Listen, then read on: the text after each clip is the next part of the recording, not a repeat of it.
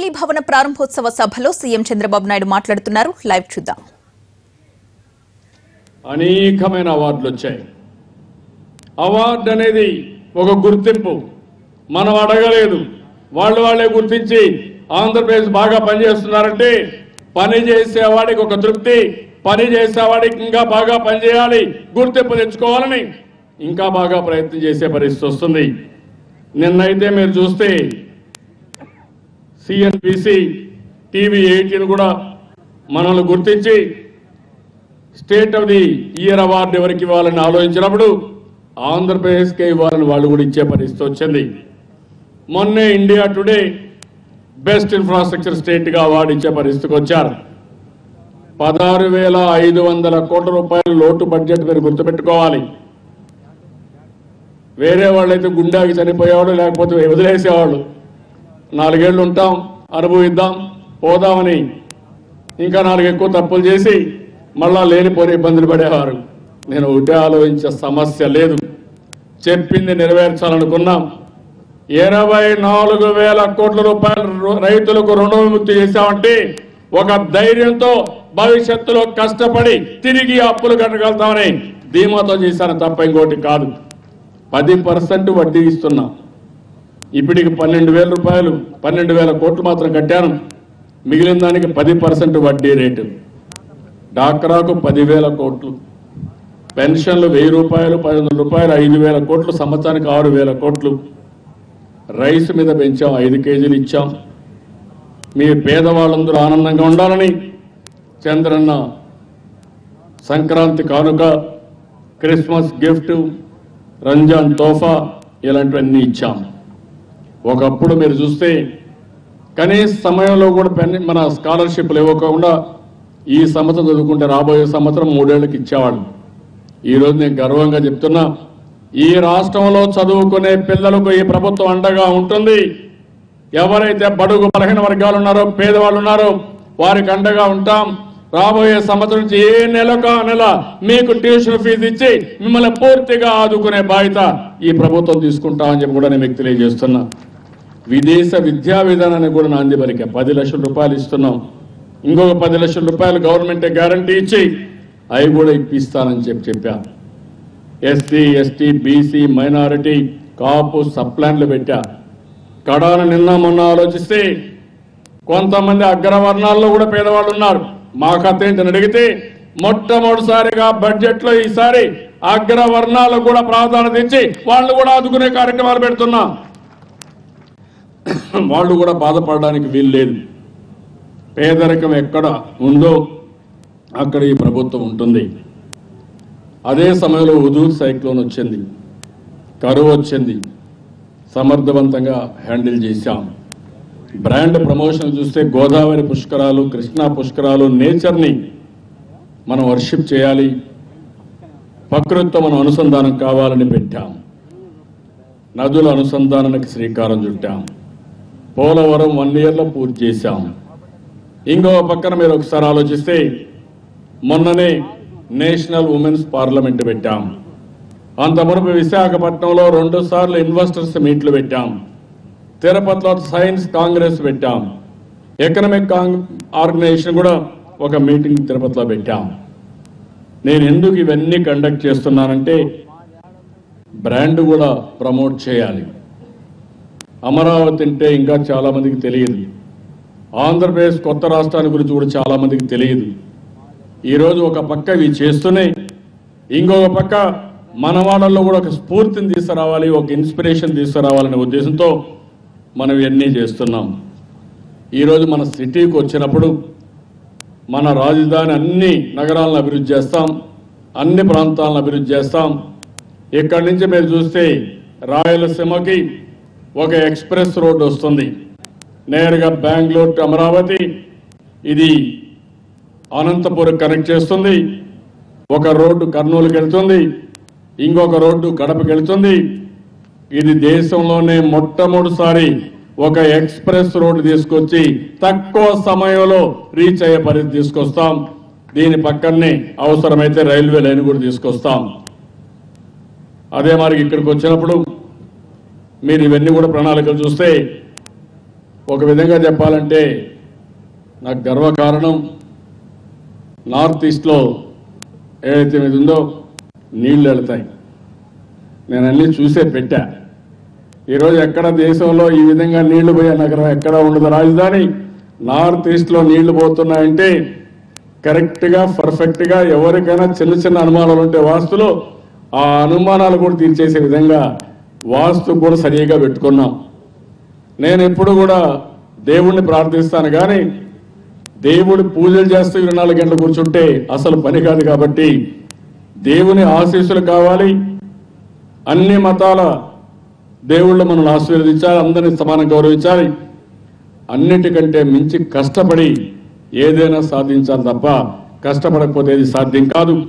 అందుకని నేను ఈరోజు మీరు చూస్తే ఈ సిటీని చాలా దిక్కలు ఆలోచించాను. Hyderabad brownfield city, Hyderabad Secunderabad ఉంది. వన్ మోర్ సిటీ యాడ్ చేసే సైబరాబాద్. నేను పేరే పెట్టాను సైబరాబాద్ అని. దానికి పెట్టిన దానికి కారణం నాలెడ్జ్ ఎకానమీకి, ఇన్ఫర్మేషన్ టెక్నాలజీకి ఒక సిటీ కావాలి కాబట్టి సైబర్ సిటీ కింద సైబరాబాద్ అని పేరు పెట్టాను. దానికి కూడా ప్రచారం రావాలి కాబట్టి ఎవరు చేస్తే బాగుంటుంది అనుకుంటే బిల్ క్లింటన్ వచ్చినప్పుడు, ఎందుకంటే అమెరికా ప్రెసిడెంట్ కాబట్టి ఆయన చేతుల మీదుగా ఆ సిటీకి ప్రారంభోత్సవం చేశాం. అది ప్రపంచం అంతా కూడా గుర్తింపు వచ్చే పరిస్థితి వచ్చింది. ఈరోజు అమెరికాలో మన వాళ్ళకి ఇబ్బందులు వచ్చాయి. మన తెలివే మనకు శాపంగా మారుతా ఉంది అక్కడ కూడా. ఈరోజు నిన్న ట్రంప్ అన్నారు, చాలా సంతోషం, అమెరికా ప్రెసిడెంట్ మళ్ళా మెరిట్కు ప్రాధాన్యత ఇస్తానని. తెలుగు జాతి ఎప్పుడు, భారతీయులు ఎప్పుడు ఎవరిని అడుక్కునే పరిస్థితులు మనం లేము. మనకు మెరిట్ ఉంది, కష్టం ఉంది, తెలివితేటలు ఉన్నాయి. ఈ తెలివితేటలు ఉపయోగించుకుంటే ప్రపంచమే బాగుపడుతుంది. లేకపోతే మనల్ని ఇగ్నోర్ చేస్తే నష్టపోయేది వాళ్ళు తప్ప ఇంకోటి కాదు. ఏదేమైనా అమెరికాలో ఉండే తెలుగు వారి సమస్య కూడా తొందరలో పరిష్కారం కావాలని, భద్రతతో ఆనందంగా ఉండే విధంగా ముందుకు పోవాలని చెప్పి కూడా నేను ఆశిస్తున్నా.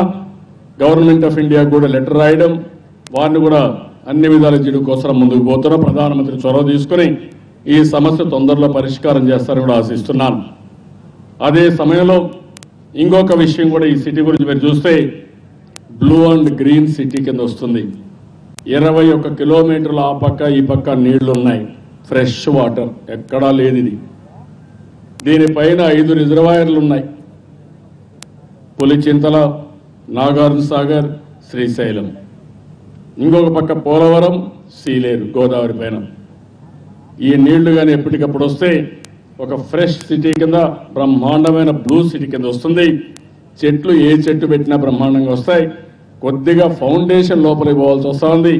దీనికి మాత్రం కొన్ని ఇబ్బందులు కూడా ఉన్నాయి. కానీ లేకపోతే మాత్రం ఇది ఎంత గ్రీన్ ఉంటుందంటే మనం ఎన్ని చెట్లు పెట్టినా బ్రహ్మాండమైన ఒక ప్రత్యేకమైనటువంటి గ్రీన్ కవర్ వచ్చే అవకాశం ఉంది. అందుకే ఈ సిటీ బ్లూ అండ్ గ్రీన్ సిటీగా ఉండాలని ఆశిస్తున్నాం. అదే మరి ఇంకొక పక్కన మీరు చూస్తే 27 టౌన్లు వస్తున్నాయి, 9 సిటీస్ వస్తున్నాయి. సిటీస్లో గవర్నమెంట్ సిటీ ఒకటి, జస్టిస్ సిటీ ఒకటి, స్పోర్ట్స్ సిటీ ఒకటి, టూరిజం సిటీ ఒకటి, ఎడ్యుకేషన్ సిటీ ఒకటి, నాలెడ్జ్ సిటీ కానీ, హెల్త్ సిటీ కానీ, మీడియా సిటీ కానీ, ఎలక్ట్రానిక్ సిటీ వస్తాయి. అదే సమయంలో 27 టౌన్షిప్లు వస్తాయి. వాక్ టు వర్క్, ఎక్కడన్నా పొయ్యి కానీ పనిచేయాలంటే నడిచిపోయి పని చేసుకొని మళ్ళీ ఇంటికి వచ్చే పరిస్థితి రావాలి. సైకిల్ దొక్కి నేరుగా సైకిల్లో పోయి ఇంటికి వచ్చే పరిస్థితి రావాలి. రోడ్లన్నీ ఇంటర్నేషనల్ స్టాండర్డ్స్లో వేస్తున్నాం. మామూలు రోడ్లన్నీ కాకుండా బెస్ట్ రోడ్స్ ఇంటర్నేషనల్గా ఏవైతే ఉన్నాయో మీరే చూస్తారు. ముందు యాక్సెస్ రోడ్డు మొన్నే పని ప్రారంభించాం, తొందరలోనే పూర్తవుతుంది. 7 రోడ్లు ఫౌండేషన్ వేసాం. ఆ 7 రోడ్లు కూడా కంప్లీట్ చేస్తాం. మీరు రైతుల కోసం ఏదైతే చెప్పారో ఆ రోడ్లన్నీ కూడా వీలైనంత తొందరలో పూర్తి చేస్తాం.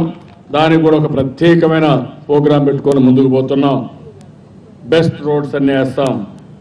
అదే మాదిరిగా ఈరోజు ఇంకో పక్క చూస్తే ఈ సిటీలో నేను వీలైనందుకు గ్లోబల్ సిటీగా తయారు చేయాలనుకుంటున్నాం. కొంతమంది అడుగుతున్నారు, ఎందుకు మీరు ఇంత తాపత్రయపడతారని.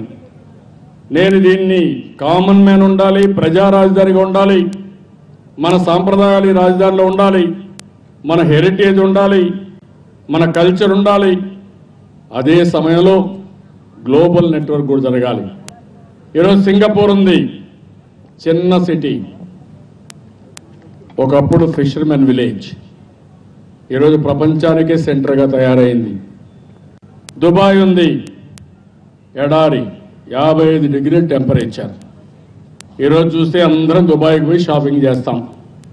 అదే మరి హాంకాంగ్ ఉంది, ఒక చిన్న ఇది. హాంకాంగ్ కూడా ఈరోజు మీరు చూస్తే బ్రహ్మాండంగా ముందుకు పోయే పరిస్థితి వచ్చింది. ఇంకో పక్క మీరు చూస్తే మలేషియా ఉంది, కౌలాలంపూర్ ఉంది. అది కూడా వాళ్ళ జనాభా మన దాంట్లో సగం జనాభా. ఈవెన్ ఆ సిటీ చూస్తే బ్రహ్మాండంగా డెవలప్ అయినాయి.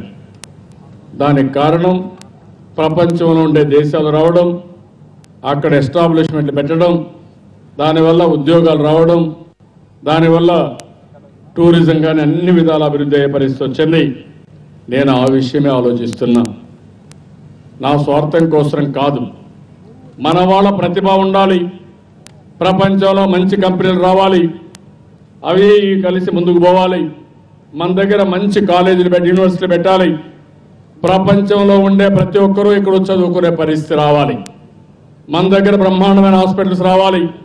మనం ఎక్కడో అమెరికా పోయి ట్రీట్మెంట్ ఇవ్వడం కాదు, మన దగ్గరకు వచ్చి మన గడ్డ మీద విదేశ పేషెంట్కి ట్రీట్మెంట్ ఇచ్చే పరిస్థితి రావాలి. అప్పుడు ఎకానమీ అభివృద్ధి అవుతుంది, మనం ఎక్కడి నుంచి చేసే అవకాశాలు వస్తాయి. అలాంటి దానికి నేను శ్రీకారం చుడుతున్నా. మనం ఇచ్చిన యూనివర్సిటీ చూస్తే 100 దేశాల నుంచి స్టూడెంట్స్ రాబోతున్నారు. విట్ అయితే ఇప్పటికే వేలూరులో 100 దేశాల నుంచి స్టూడెంట్స్ వచ్చారు. అలాంటి వాటికి మనం శ్రీకారం చుడుతున్నాం, మనం ముందుకు పోతున్నాం. ఇంకో పక్క నిర్దిష్టమైన టార్గెట్స్ పెట్టుకున్నాం. ట్రాన్సిట్ సెక్రటరియట్ మనం ఆపరేట్ చేశాం, ట్రాన్సిట్ అసెంబ్లీకి మనం ఇది చేశాం, సెంట్రల్ బిజినెస్ డిస్ట్రిక్ట్ ని, అదే మరి సిటీ వైడ్ రోడ్ నెట్వర్క్ కోసం శ్రీకారం చుడుతున్నాం. ట్రంక్ ఇన్ఫ్రాస్ట్రక్చర్ కావాలి, బ్లూ ఇన్ఫ్రాస్ట్రక్చర్, సోషల్ ఇన్ఫ్రాస్ట్రక్చర్ ఇవన్నీ కూడా పెట్టుకున్నాం. దీనికి కావలసిన వ్యక్తుల్ని, కన్సల్టెన్సీని, నాలెడ్జ్ని ఎక్కడ ఉంటే అక్కడ తీసుకుంటున్నాం. దీనివల్ల ఇక్కడ ల్యాండ్ విలువ పెరుగుతుంది, ఎకనామిక్ యాక్టివిటీ అభివృద్ధి అవుతుంది. చాలా మంది అడుగుతున్నారు, మన దేశంలో మనుషులు లేరా అని ఉన్నారు. వీళ్ళ తెలివితేటలు ఉపయోగించుకుంటాం, లాభం మనకు రావాలి. ఇంకా ప్రపంచంలో ఎక్కడైనా బెస్ట్ ప్రాక్టీస్ ఉంటే దాన్ని కూడా తీసుకొస్తాం. మనకంటే తెలివైన వాడు ఉంటే ఆ తెలివి కూడా నేర్చుకుని వాడికంటే తెలివిగా ముందుకు పోవాలి తప్ప వాడు తెలివైన వాడని చెప్పి అసూయపడి అసలు మనం ఆలోచించకపోతే మనకు లాభం రాదు. ఈ పోటీ ప్రపంచంలో ఇది చేయాలనే ఉద్దేశంతో ముందుకు పోతున్నాం. రెండో విషయం కూడా మీరు చూస్తే ఈరోజు కొంతమంది అంటున్నారు రాజధాని అంటే 1000 ఎకరాలు 2000 ఎకరాలు సరిపోతుంది కదా అని. సరిపోతుంది. నేను ఒక ఆఫీస్ కట్టేసి ఆ ఆఫీసులో కూర్చుంటే 1000-2000 ఎకరాలు సరిపోతుంది. కానీ ఈరోజు ప్రపంచంలోని వరల్డ్ బెస్ట్ స్టాండర్డ్స్ పెట్టి ఒక అడ్మినిస్ట్రేటివ్ సిటీ కాదు నేను ఆలోచించేది, ఒక ఎకనామిక్ సిటీ. ఒక మాటలో చెప్పాలంటే నమూనాలు తయారు చేసుకుంటున్నాం. ప్రపంచంలో ఇటీవల కాలంలో వచ్చిన బెస్ట్ సిటీస్ ఏవైతే ఉన్నాయో చూసి టాప్ 5 టాప్ 10లో ఆంధ్రప్రదేశ్ మన అమరావతి ఒకటిగా ఉండాలనేది నా ప్రగాఢమైన ఆకాంక్ష.